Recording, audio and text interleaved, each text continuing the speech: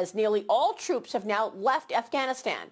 But now China is looking to ramp up its involvement in the country as a direct line to the rich assets of the Middle East. Afghan officials have reportedly become more engaged with Chinese leaders on a potential infrastructure deal. Joining me right now is former Trump Deputy National Security Advisor and the author of Revolution, KT McFarland, is here. KT, always a pleasure. Thanks very much for being here.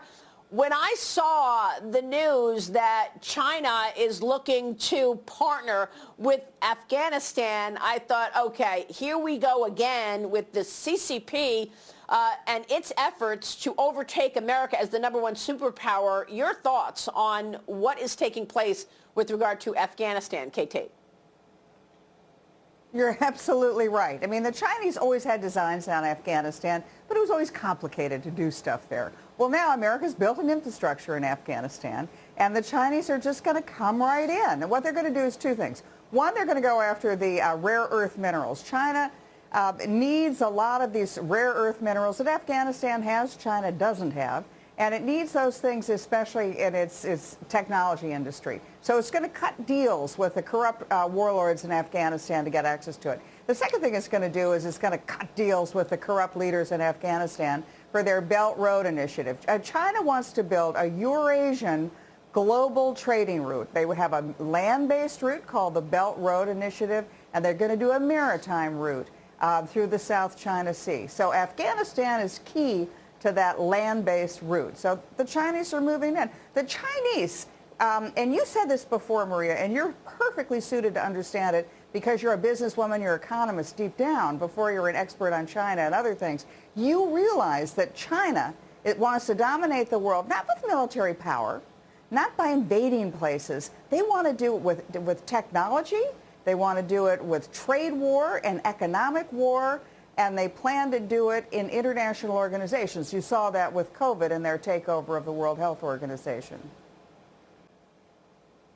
You know, this is going to be the real problem. The United States can't stand up alone against China and all these other nations and Russia. We need partners in this. If we are going to stand up and protect our technology, protect our democracy, protect our way of life, we need partners. And the natural partners are in Europe. The Germans, however, for example, largest country in continental Europe, most powerful in continental Europe, they want to trade with China. They want to sell cars to China, so they don't really want to join us in any of this. The Brits may be a better and closer ally, even though, as you point out, the Chinese are trying to acquire a British ship company. Maybe the Prime Minister of Great Britain steps in. But I think that our better move in all of this is to look to Asia for allies. It's to look to Japan, Korea, and particularly to India. That's the move. Yeah. And you know they get it. The Chinese Communist Party has been bullying its neighbors in the South China Sea, and during the 2020 lockdown across the world, the CCP used it as an opportunity to invade India and fight over the Himalaya mountains and kill 20 soldiers in doing so. First off, the deal means China gets to pour billions of dollars into Iran's banking, telecommunications, transportation and infrastructure sectors over the next 25 years, including huge investments in nuclear power, ports and oil and gas industries. The cash infusion coming as the Islamic regime continues to endure the economic strain of U.S.-imposed sanctions and looks to China to ease their pain. The investment for Iran means that China is backing it.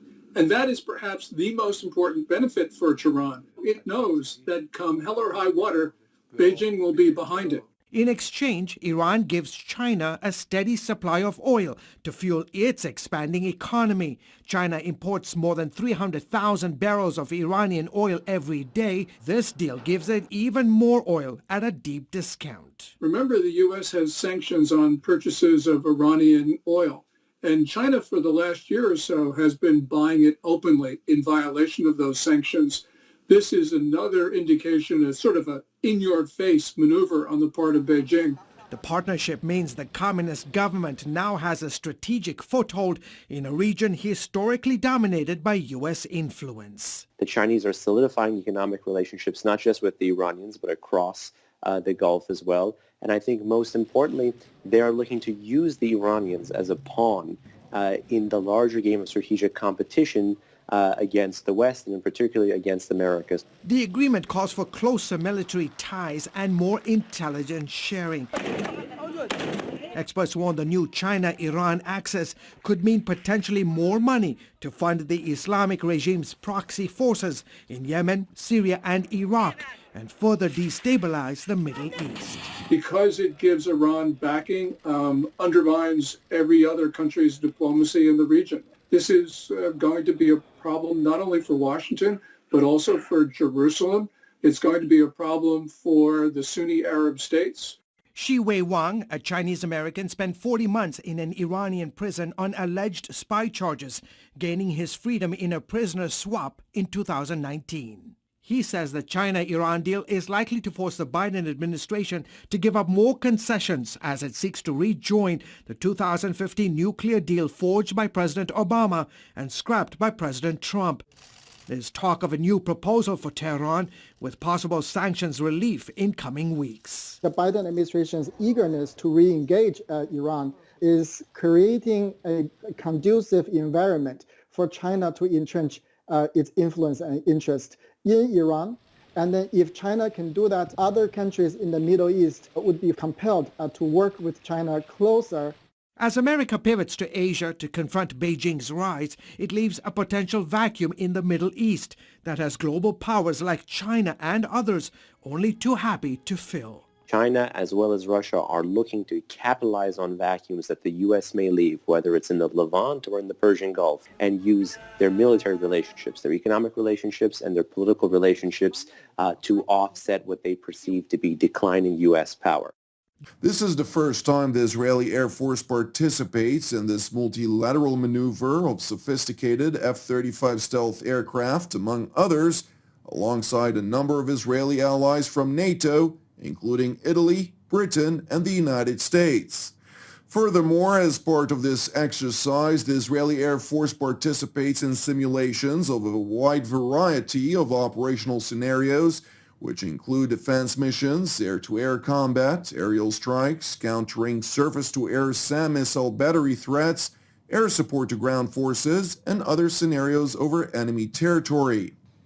Meanwhile, Israeli Air Force Commander Major General Amikam Nolkin praised the exercise, saying it strengthens Israel's multi-regional strategic cooperation with European nations and with the United States. It is important to know that alongside the Israeli Air Force, Britain's aircraft carrier battle group, which includes the HMS Queen Elizabeth, also partakes in this exercise ahead of an 8-month voyage that will cross through the South China Sea and what declaratively aims to signal Beijing that maritime shipping must remain uninterrupted. It sends a message of NATO's resolve and our capability and willingness to defend all allies against any threat. And it also sends a message of how NATO allies can operate together. This is a British aircraft carrier, the Queen Elizabeth, with fifth generation aircraft from the United States, with US Marines and a Dutch frigate helping to protect it.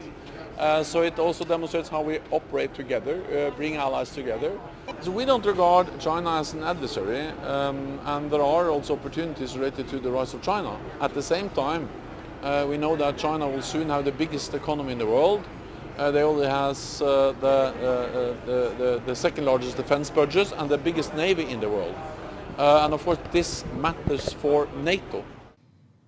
In other news, the U.S.-based Washington Post has reported that Russia is preparing to supply Iran with an advanced satellite system that will allow the Islamic Republic to monitor IDF bases and activity, as well as other military targets in the Middle East and beyond. Per the report citing U.S. officials, the plan would deliver to the Iranians a Russian-made Canopus 5 satellite, equipped with a high-resolution camera that would greatly enhance Iran's spying capabilities, allowing continuous monitoring of facilities ranging from Persian Gulf oil refineries and Israeli military bases to Iraqi barracks that house U.S. troops. TV7 could not immediately independently corroborate this report, and the respective Israeli and Russian defense ministries were not immediately available for comment. More than 1,100 rockets and counting have been indiscriminately fired from the Hamas-controlled Gaza Strip toward Israel's southern and central civilian communities, while in tandem the Israeli military is in the process of conducting hundreds of aerial strikes against militant targets across the Hamas-controlled enclave. Separately, wide-scale riots have erupted in Arab towns and cities across Israel, as well as in mixed communities where both Muslims and Jews live side by side. Following much of the day yesterday, during which hostilities were primarily concentrated to rocket fire on southern Israeli communities and Israeli airstrikes on militant installations in the northern Gaza Strip, the Islamist Hamas organization set an ultimatum which demanded an end to Israeli bombardments by 9 p.m. yesterday evening, or else it vowed to direct its rocket fire toward the densely populated city of Tel Aviv. After Israel ignored the ultimatum, the Islamist organizations in the Hamas-controlled enclave launched hundreds of rockets toward central Israel, a number of which managed to penetrate the country's aerial defense array, scoring direct strikes on residential structures and a bus, claiming the lives of 3 Israelis and injuring dozens of others, effectively raising the total number of casualties to at least 5 Israelis and 1 Indian caregiver. Consequently, the Israeli Air Force received the green light to broaden the scale of operations in the Hamas-controlled territory by targeting high-profile targets of militant leaders and structures, including the Islamist organization's intelligence headquarters, which is situated in a high-rise residential building. Subsequently, amid hundreds of militant targets being destroyed throughout the Palestinian enclave, alongside targeted assassinations of a growing number of senior Hamas commanders, the leader of the Islamist organization, Ismail Haniyeh, published a film statement from his undisclosed bunker in which he stressed, in light of persisting efforts by Egypt, Qatar, and the United Nations to reach a ceasefire, his organization's willingness to de-escalate the situation. تحديدا الاتصالات الساخنة منذ أمس وحتى الآن تجري مع الأشقاء في مصر وكذلك إخوتنا في قطر ومع الأمم المتحدة، ونحن قلنا للجميع بأن الذي أشعل النار تحديدا في القدس والأقصى وامتد لهيبها إلى غزة هو الاحتلال الإسرائيلي، وبالتالي هو المسؤول عن كل التداعيات. إذا بدهم يصعدوا المقاومة جاهزة، بدهم يوقفوا المقاومة جاهزة، بدهم يرفعوا يدهم عن القدس المقاومة جاهزة. هذه رسالة أوصلناها لجميع الأطراف ولكل من يعنيه الأمر. While speaking about his will to potentially reach a ceasefire, Hamas militants continue to employ a new tactic in which massive barrages of rockets are concentrated toward a single Israeli town or city in an evident effort to overwhelm Israel's aerial defense array. Therefore, the IDF Home Front Command Chief Major General Ori Goldin, during a tour of residential buildings struck by hostile projectiles, urged Israel's residents to remain attentive to the military's instructions. ארגוני הטרור חרטו על דגלם לפגוע באזרחים ולא להילחם בצבא. ההגנה שלנו היא הגנה חזקה. לוחמי הגנה אווירית מצליחים לסכל כמות גדולה מהרקטות שמשוגרות לארץ, ואנחנו נותנים התראה לכל אירוע, אבל אין 100%, אין הגנה הרמטית, ולכן נדרש מכלל האזרחים לצייד ולפעול על פי ההנחיות מצילות החיים, ובכל מצב שיש התראה להיכנס למרחב המוגן. It is crucial to highlight that Jerusalem is seemingly intent on significantly weakening the capabilities of the Islamist organizations in the Gaza Strip. During a press conference that was delivered at the Defense Ministry in Tel Aviv, Israeli Prime Minister Benjamin Netanyahu emphasized that the military operation in the Gaza Strip will continue. סיימנו עכשיו התייעצות והערכת מצב עם ראשי מערכת הביטחון. קיבלנו החלטות. חמאס והג'יהאד האסלאמי שילמו, ואני אומר לכם כאן, ישלמו מחיר כבד מאוד על התוקפנות שלהם. אני אומר כאן הערב, דמם בראשם. Defense Minister Benny Gantz, who served as the IDF Chief of General Staff during the previous 2014 war against the terror organizations in Gaza, for his part, highlighted the significant damage being done to Hamas and its allies, which have evidently miscalculated the scope with which Israel penetrated its ranks. צה"ל פועל ב-24 שעות האחרונות ביחד עם השב"כ לצידה של המשטרה, ועושה זאת באופן עוצמתי ובמאות תקיפות. מפעלי ייצור, מנהרות, מגדלים שמשמשים את ראשי הארגונים מתפוררים ברחבי עזה וימשיכו להתפורר. יש המון מטרות בקנה, זו רק ההתחלה. אני מכיר את הזירה העזתית. ארגוני הטרור נפגעו קשות וימשיכו להיפגע בגלל ההחלטה המופקרת שלהם לירות לשטח מדינת ישראל. אנחנו נחזיר את השקט והביטחון ונעשה זאת לטווח רחוק. Gantz also seized the opportunity to address the international community, emphasizing Israel's natural right to defend its population and territory. אני מבקש לומר גם למנהיגי מדינות העולם, אין מדינה ריבונית שהייתה מקבלת ירי על ריכוזי אוכלוסייה, אין מדינה ריבונית שהייתה מסכימה שיפגעו בה, וגם אנחנו לא מקבלים זאת. יש לנו את הזכות והחובה לפעול, וכך נעשה. As aforementioned, amid the worsening conflict between Israel and the Islamist organizations in the Gaza Strip, violent riots erupted in a number of towns and cities across Israel, which are either predominantly Arab or classified as mixed, with relatively equal numbers of Jews and Arabs living side by side. During these riots, which included thousands of Israeli Arabs damaging property of their Israeli Jewish neighbors, including the burning of dozens of vehicles, synagogues, and police posts. I can confirm to TV7 that the Israeli National Police are continuing to be mobilized in the different areas across the country after wide-scale riots that took place from the north in Akko towards the central area, Lod, Ramle, as well as down south. Our units will respond to all levels of violence in order to prevent vehicles from being burnt, synagogues from being burnt, and our security measures will continue over the next 48 hours towards the end of Ramadan. It is important to explain that the riots throughout the country were apparently instigated when an Arab Israeli resident of the city of Lod was gunned down by an Israeli Jewish resident when a group of Muslim rioters, as part of clashes related to the tensions over Jerusalem, attacked Jewish residents of the city a day prior. Meanwhile, the international community is evidently divided over the situation in Israel and the Gaza Strip. In a phone conversation, Turkish President Recep Tayyip Erdogan told his Russian counterpart Vladimir Putin that the international community should give Israel a strong and deterrent lesson, and even suggested to the Russian leader that a so-called international protection force to shield the Palestinians should be considered. Separately, Israel's immediate neighbors, Jordan and Egypt, in an emergency Arab League foreign ministerial, voiced outrage over what they perceived as oppressive Israeli practices. However, it has been noted that their focus was primarily on the events taking place in Jerusalem rather than the ongoing conflict in Gaza or elsewhere. إسرائيل تلعب بالنار.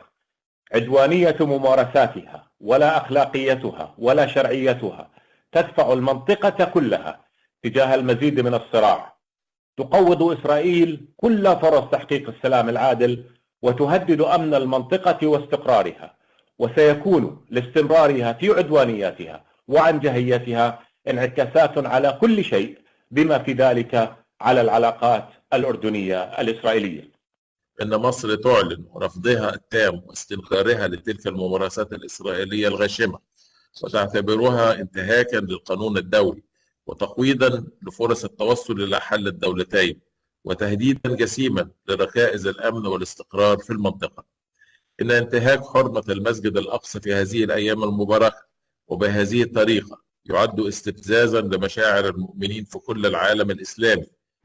Separately, the European Union's 27 member states have voiced outrage over the ongoing Palestinian rocket fire, which is deliberately directed at Israeli civilians, and called for immediate de-escalation. The U.S. State Department, for its part, joined the call for de-escalation and restraint. It also emphasized Israel's right to self-defense. Turkey and Russia discuss sending troops to Israel to protect the Palestinians. Is this an escalation of war? Turkey's President Recep Tayyip Erdogan and Russia's Vladimir Putin this week discussed the international community and their need to send troops to Israel to protect the Palestinians and, quote, teach a deterrent lesson to Israel.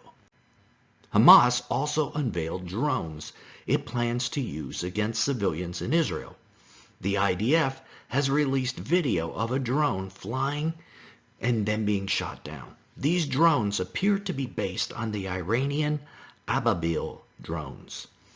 They are more dangerous than rockets because they can carry warheads and also be slowly and carefully manipulated and maneuvered to hit specific targets. Now, Iran has long boasted that it has drones with ranges of like hundreds of miles. And Iran has said it has increased the armaments it can put on these drones.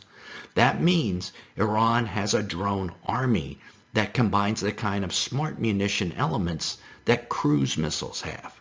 The drones can be operated in swarms too. And now it appears they are sharing these with Hamas to terrorize Israel. It is a frightening situation. And if that's not enough, as of this morning, Israeli troops are now gathering on the border of Gaza to possibly enter that region with ground forces.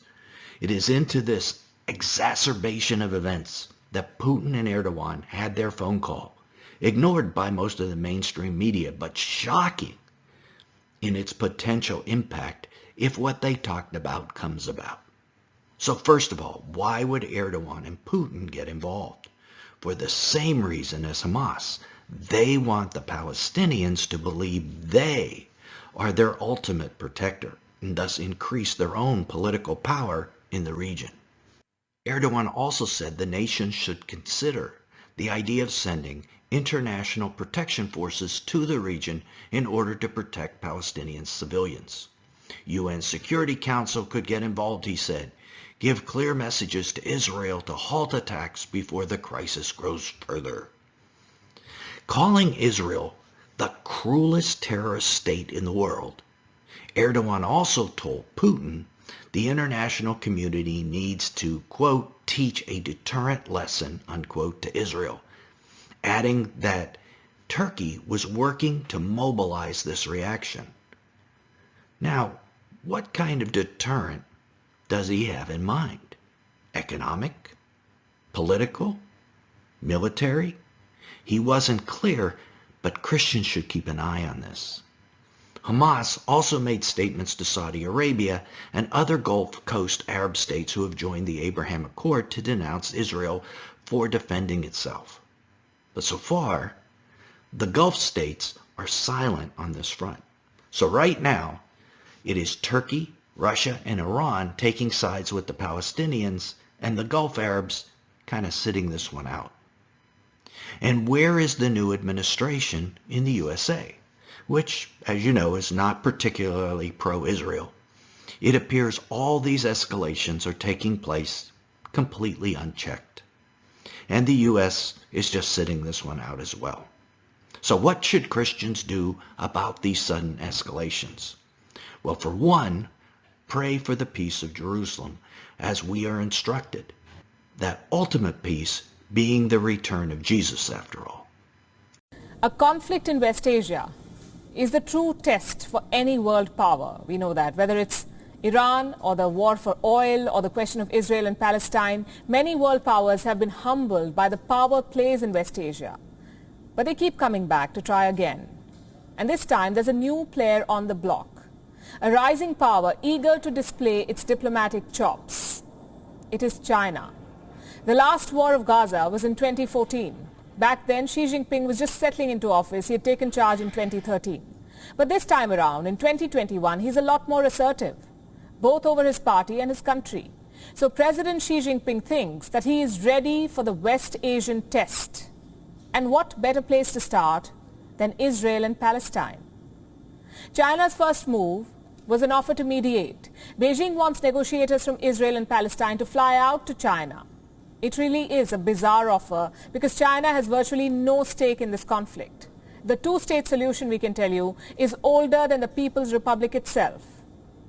So it's difficult to imagine Chinese negotiators having any impact. Plus, this negotiation needs subtle diplomacy, which is not exactly China's strength. The second move was to offer a 4-point solution, and this was pushed by Foreign Minister Wang Yi of China at the United Nations Security Council. What are they proposing? Here are the 4 points. Number 1, an immediate ceasefire. Number 2, lifting the blockade on Gaza and offering humanitarian assistance. Number 3, a more vigorous role for the Security Council. And number 4, pushing on with the two-state solution. Now this might sound promising, but China is literally the last country to propose this. They're retracing the steps already taken by the likes of the US and Russia. So why is China even bothering to get involved in something like this? Because there is a conflict unfolding in West Asia, and for countries like China, conflicts are opportunities to rebuild their image, to display their leadership, and to extend their influence. Let's talk about the first one, rebuilding their image. China does not like the headlines on Xinjiang. It hates being called Islamophobic, though that's exactly how it's behaving. That's exactly what they're doing to the Uyghur Muslims in China. So supporting Palestine is perhaps a shot at redemption, because the next time someone accuses China of Islamophobia, it can always turn around and say, what about Palestine? Their second objective is to display leadership, and this involves pitting themselves against the US. Now, Joe Biden, we know, is still figuring out his West Asia policy. Right now, it involves a lot of phone calls and nothing else, and he's not getting anywhere. At the Security Council, Biden is blocking a statement on Israel, and this is exactly what China has been waiting for. A conflict spiraling out of control and America missing in action. So what does China do? Go into a diplomatic overdrive, and they have offered to mediate and listed a 4-point solution. All of this indicates China's global ambitions. But for a global power, a footprint in West Asia is a must, which brings us to the third objective, extending influence. Israel and Palestine are key gateways of the Belt and Road Initiative. And China is slowly sinking its nails into Israel. It is funding big projects, some of them with strategic implications, like the container port in Haifa. It is the third largest city in Israel. From this port, China can keep an eye on the US 6th Fleet. They're also building a second port in the city of Ashdod and a light rail project in Tel Aviv. This will run a few hundred meters from Israel's military headquarters. Now, these are not loans, so Israel does not have to worry about the dreaded debt trap. But they do give China a strategic foothold in Israel. By 2018, Chinese companies were investing $400 million in Israeli startups. 53% of this investment was by state-run companies. Same story with bilateral trade. China is Israel's second largest trading partner. Did you know that? And Israel is China's second largest arms provider. Their total trade is worth around $11 billion. This is an expanding relationship. And peace is key to keeping this relationship steady, which is why China is pushing hard for a ceasefire. Beijing has millions of dollars tied up in West Asia. For them, the two-state solution is a business agenda. It has nothing to do with peace. What's worrying is that both Israel and Palestine seem oblivious to what is happening here. They're making the same mistake as the rest of the world, underestimating China's threat. America, India, Europe, they've all made this mistake. And decades later, the world is paying the price for it. Meanwhile, Turkey is calling on Muslim nations to mobilize against Israel in the ongoing conflict with Palestine. Turkey's vice president wants the Islamic world to send a united and clear message to Israel. Ankara also criticized world powers for not doing enough to stop the violence. President Erdogan is a prominent critic of Israel. He described the country as a terrorist state after the storming of the Al-Aqsa Mosque on Monday. Erdogan has repeatedly slammed Israeli occupation of the West Bank and its treatment of the Palestinians. Erdogan's deputy says that Muslim countries that do not display unity are effectively party to the conflict. On Wednesday, Erdogan discussed the Israel-Palestine conflict with Russian President Vladimir Putin. He urged the international community to teach a deterrent lesson to Israel, and Turkey is also proposing to send peacekeepers to safeguard Palestinians. A similar proposal was made back in 2018 as well.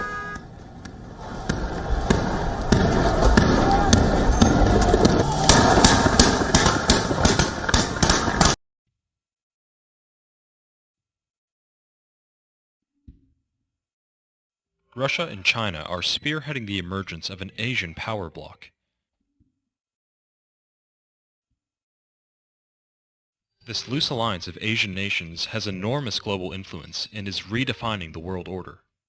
Russia is expanding its presence in Eastern Europe, Central Asia, the Middle East, and North Africa. China, too, is making rapid advancements, chiefly island building in disputed territory in the South China Sea, putting a stranglehold on critical trade routes in the region. The emergence of this Asian alliance is actually mentioned in Bible prophecy. A prophecy in Revelation chapter 16 refers to this end-time Asian bloc as the kings of the East. Ezekiel chapter 38 prophesies specifically that this alliance is led by a strong man in Russia. A prophecy in Isaiah chapter 23 says that the kings of the East will form a trade alliance with an end-time German-led European superpower. But this cooperation will be short-lived. Daniel chapter 11 verses 40 through 45 says that once the king of the north destroys the king of the south, it will be troubled by tidings out of the east. Revelation chapter 9 shows that altogether the kings of the east will amass an army of 200 million. This massive army will battle with the German-led European superpower, and also with Jesus Christ at his second coming. Following this battle, Jesus Christ will usher in a new era of peace and prosperity for the whole earth.